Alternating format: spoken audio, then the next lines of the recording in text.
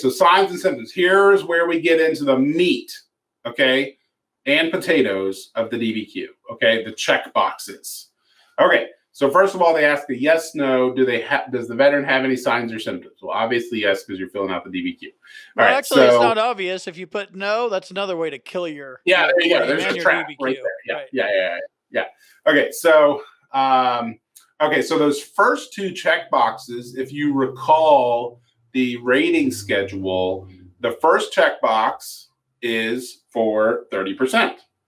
The second checkbox is for 60%. Okay, so here's a little trap, right? So if your doctor is like, how the heck do I fill this thing out? Like, what do these mean? These look like the same thing to me, considerable and severe. So, you just inform them like, hey, that first checkbox is for a 30% rating. To me, it's okay for the doctor to know the ramifications of the box that they're checking. So in any case, it's going to be difficult for you to get that 30% rating if that first box isn't checked. Okay, that's the point. Yep. All right. So third is another. So here's another little trap, boxes 3 and 4, persistently recurrent versus infrequent. Okay. So if you're getting your doctor to fill this out, they may, in their mind, be thinking, well, it's infrequent because they're on meds. You got to remind them, how am I when I don't have my meds? Do I fall in that persistently recurrent, which is not defined? Okay. It's open to interpretation. So, okay. So those are the first 4 boxes are 2 little traps. Okay. So getting into the actual symptoms. So the ones for the 30% rating, you have to have the dysphagia, the difficulty swallowing. Okay. And this is basically like it hurts to swallow when you're having a bad GERD attack. Okay. That's basically what that is. All right. Pyrosis is the heartburn. Reflux is like fluids coming up. Regurgitation is food coming up. So like difference between liquids and solids. Okay. And then it says the pain, and then it gives you the 3 options, the substernal, arm, or shoulder. One of them has to be checked. You might have all 3. That's fine. Okay. So then we got sleep disturbance. They ask this question in a funny way. They ask like up to 4 times a year. So this is to me, this is worded kind of funny, but so if somebody's having sleep problems, generally it's like way more than 4 times a year. It's like every night. So I just mark 4 or more. And then the duration is generally just for the night. So I mark less than 1 day. So it's a little confusing, but well, I have another kind of add-on just to make this even more complicated than it needs to be. So this is talking about sleep disturbances. I have a rating for insomnia inside of mental health, and then I also suffer from sleep apnea. So would there be any kind of pyramiding going on here to complicate things?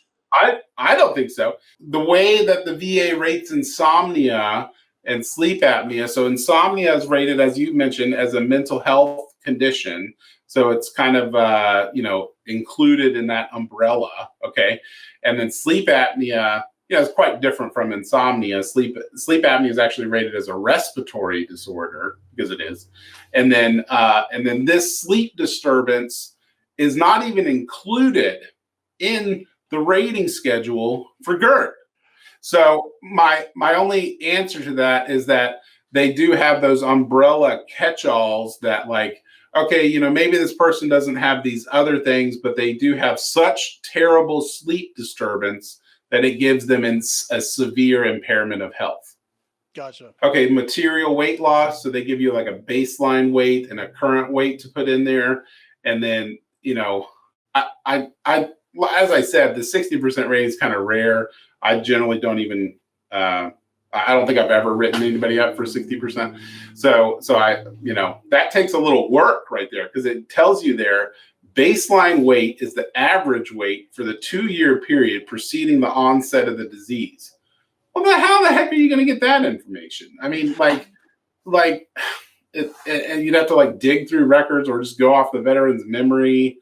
It's kind of silly. So that's a little bit difficult to prove, but that's what they ask for. So I just leave that unchecked usually. Gotcha. Because I'm not going to that 60%. Okay, so here we get into something that's not in the rating schedule, kind of like the sleep thing, is the nausea. And so a lot of people get nausea with GERD. Generally, I put that 4 or more, less than 1 day. Generally, people with GERD are not getting nausea that persists, for days and days and days. That's kind of rare. Okay, vomiting. This would be different from the regurgitation because the food is actually coming out of your mouth. Some people with GERD get vomiting. If you have it, or if the veteran has it, I check it. And I think if I remember correctly, So they asked specifically about the vomiting because that's in that 60% rating. So anyway, so you got to have that if you're going after the 60%.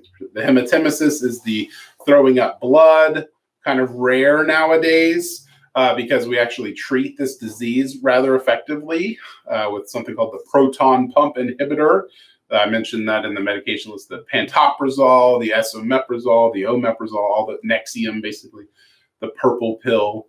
Okay, so Melina is blood in your stool.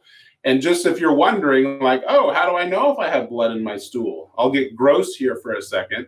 If you have bright red blood in your stool, you recognize that as blood. Blood coming from the stomach actually gets processed and digested in your GI tract, and it comes out as a black tarry substance. Okay, so if you have that, you have melena. Okay, so that's a classic sign of upper GI bleeding.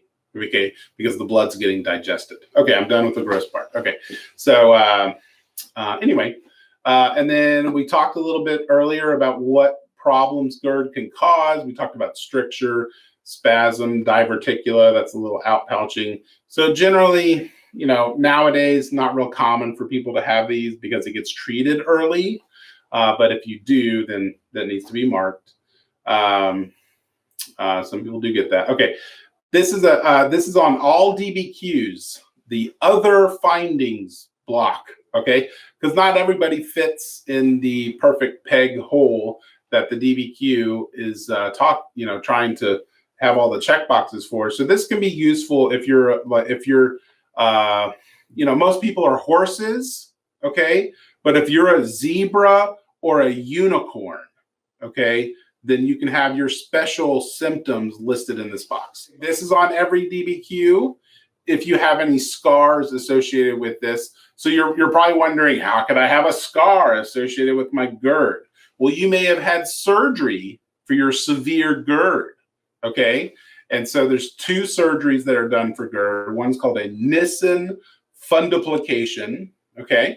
And that's, I'm not gonna explain the surgery, but they basically go in and fix those structural problems that I was talking about earlier.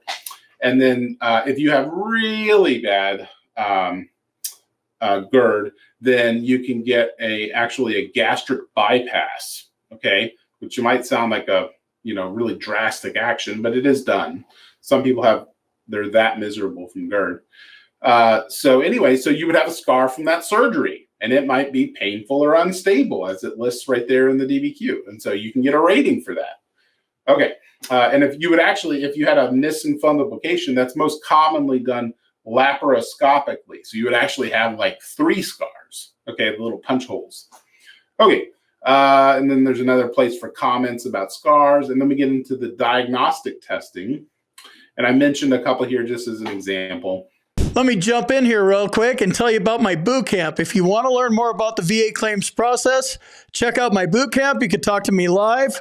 There's a link on the website and in the description, combatcraig.com. And also, if you need medical evidence like a nexus or documenting your symptoms properly, go to our website, combatcraig.com, and it says medteam/nexus letters. Click on that link, fill out the form, boom, you're done.